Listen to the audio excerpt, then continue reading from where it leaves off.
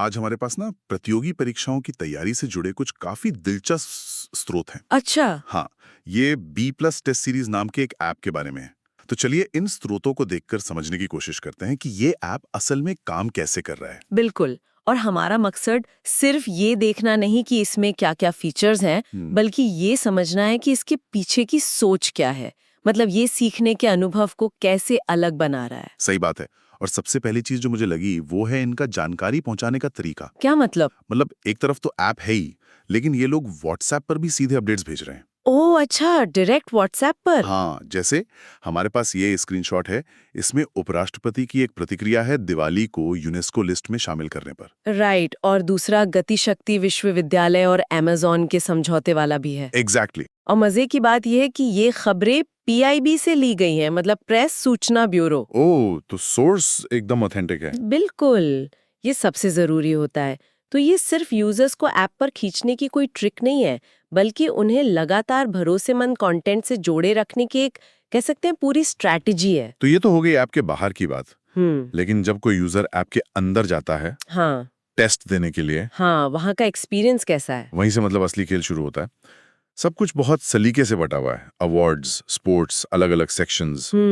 ठीक है। और जैसे ही आप कोई टेस्ट शुरू करते हैं, स्क्रीन पर सबसे पहले ऊपर एक टाइमर दिखता है और वो प्रेशर बनाता है। हाँ, और साथ में मार्किंग स्कीम भी साफ साफ दिख रही है। +1 सही के लिए और -0.33 गलत के लिए। सही। ये आपको सिर्फ सवाल का जवाब देने के लिए नहीं, बल्कि ये सोचने पे मजबूर करता है कि जवाब दूं या नहीं। बिल्कुल। ये सिर्फ ज्ञान की परीक्षा नहीं, बल्कि आपकी डिसीजन मेकिंग की भी ट्रेनिंग है बिल्कुल। कि कौन सा सवाल छोड़ना है। एक और बात, हर सवाल हिंदी और इंग्लिश दोनों में दिया गया है। हाँ, ये तो अच्छी बात है, इससे ज्यादा लोगों तक पहुंचता है। पर इससे स्क्रीन पर काफी भीड़ नहीं हो जाती? मतलब जब टाइमर चल रहा हो तो ध्यान भी तो भटक सकता है। देखिए, ये एक वाजिब चिंता है, पर असल में शायद ये भी तैयारी का ही एक हिस्सा है। कैसे? असल परीक्षाओं में भी तो इंटरफेस ऐसा ही होता है, जहां बहुत सारी जानकारी एक साथ होती है। तो ये ऐप आपको उस माहौल के लिए पहले से तैयार कर रहा है। अच्छा, मतलब असली एग्जाम का एक सिमुलेशन जैसा। एग्जैक्टली। और टेस्ट खत्म होने के बाद क्या होता है? एक स्क्रीनशॉट में भारत के मुख्य न्यायाधीश पर एक सवाल है और उसके नीचे हाँ, मैंने देखा।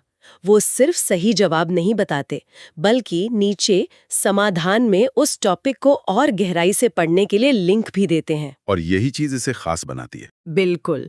ये एक पूरा लर्निंग लूप बन गया। आपने टेस्ट दिया, गलती की, और फिर ऐप आपको उस गलती को सुधारने का रास्ता भी दिखा रहा है। मतलब ये रटने वाली प्रक्रिया को तोड़ रहा है। सही पकड़ा। ये समझने को बढ़ावा दे रहा है। तो कुल मिलाकर देखें तो ये एक हाइब्रिड मॉडल है।